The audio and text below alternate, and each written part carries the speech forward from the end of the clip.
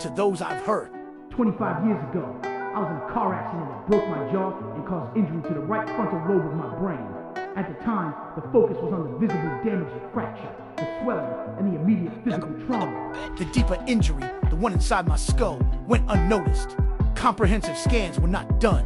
Neurological exams were limited, and the possibility of a frontal lobe injury was never raised. It wasn't properly diagnosed until 2023.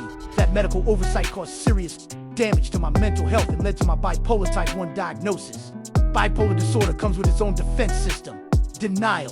When you're manic, you don't think you're sick. You think everyone else is overreacting. You feel like you're seeing the world more clearly than ever, when in reality, you're losing your grip entirely. Once people label you as crazy, you feel as if you cannot contribute anything meaningful to the world. It's easy for people to joke and laugh it off, when in fact, this is a very serious, debilitating disease you can die from. According to the World Health Organization and Cambridge University, people with bipolar disorder have a life expectancy that is shortened by 10 to 15 years on average, and a 2x, 3x higher all-cause mortality rate than the general population. This is on par with severe heart disease, type 1 diabetes, HIV, and cancer, all lethal and fatal if left untreated. The scariest thing about this disorder is how persuasive it is when it tells you you don't need help. It makes you blind, but convinced you have insight. You feel powerful, certain, unstoppable. I lost touch with reality. Things got worse the longer I ignored the problem. I said and did things I deeply regret. Some of the people I love the most, I treated the worst. You endured fear, confusion, humiliation, and the exhaustion of trying to have someone who was, at times, unrecognizable. Looking back, I became detached from my true self. In that fractured state, I gravitated toward the most destructive symbol I could find, the swastika, and even sold t-shirts bearing it. One of the difficult aspects of having bipolar type 1 are the disconnected moments, many of which I still cannot recall, that led to poor judgment and reckless behavior that oftentimes feels like an out-of-body experience. Regret, and am deeply mortified by my actions in that state, and I'm committed to accountability, treatment, and meaningful change. It does not excuse what I did, though. I am not a Nazi or an anti-Semite.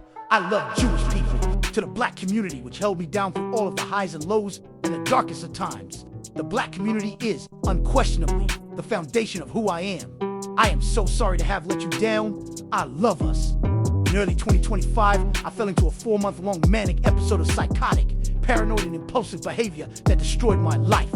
As the situation became increasingly unsustainable, there were times I didn't want to be here anymore. Having bipolar disorder is a notable state of constant mental illness.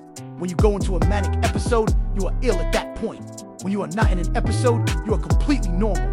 And that's when the wreckage from the illness hits the hardest. Hitting rock bottom a few months ago, my wife encouraged me to finally get help. I had found comfort in Reddit forums of all places. Different people speak of being in manic or depressive episodes of a similar nature. I read their stories and realized that I was not alone. It's not just me who ruins their entire life once a year despite taking meds every day and being told by the so-called best doctors in the world that I am not bipolar, but merely experiencing symptoms of autism. Words, as a leader in my community, have global impact and influence. In my mania, I lost complete sight of that. As I find my new baseline and new center through an effective regime of medication, therapy, exercise, and clean living, I have newfound much needed clarity. I am pouring my energy into positive, meaningful art, music, clothing, design, and other new ideas to help the world. I'm not asking for sympathy or a free pass, though I aspire to earn your forgiveness. I write today simply to ask for your patience and understanding as I find my way home. With love. Yeah.